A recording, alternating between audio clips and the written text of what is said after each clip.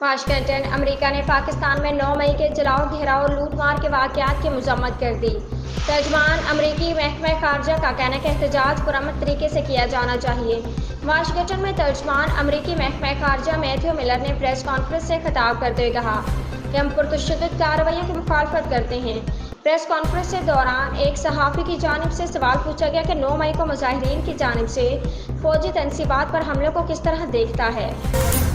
اسلام آباد جسٹس طارق محمود کے خلاف سوشل میڈیا مہم پر توہین عدالت کی کارروائی میں پیمرا پی ٹی اے اور 3 صحافیوں کو نوٹس جاری کر دیے گئے۔ تفصیلات کے مطابق اسلام آباد ہائی کورٹ میں جسٹس طارق محمود کے خلاف سوشل میڈیا مہم پر توہین عدالت کارروائی پر سماعت ہوئی۔ چیف جسٹس عامر فاروق کی سربراہی میں 7 رکنی بینچ نے سماعت کی۔ ایڈیشنل اٹارنی جنرل منور اقبال دوگل روز روم پر طلب کیا گیا۔ محرم الحرام کے دوران قیام امن کے لیے ملک بھر میں سول آرمڈ فورسز اور فوج کی تعیناتی کا نوٹیفکیشن جاری کر دیا گیا ہے۔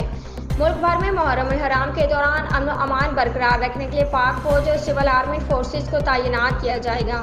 اس حوالے سے وزارت داخلہ نے 4 صوبوں کی درخواست منظور کر لی ہے اور تعیناتی کا نوٹیفکیشن جاری کر دیا ہے۔ نوٹیفکیشن کے مطابق فوج کو سول انتظامیہ کی مدد کے لیے تعینات کیا جا رہا ہے۔ اسلام آباد وزیر داخلہ محسن نقوی نے پروٹیکٹڈ صارفین کو ریلیف دینے کے لیے ڈسکلوز کا ڈیٹا طلب کرتے ہوئے ایف آئی اے ڈائریکٹرز کو تمام شواہد جمع کرنے کا ٹاسک دے دیا۔ تفصیلات کے مطابق وزیر داخلہ محسن نقوی کی زیر صدارت وزارت داخلہ میں اجلاس ہوا، جس میں اوور بلنگ کے ایشو کا جائزہ لیا گیا۔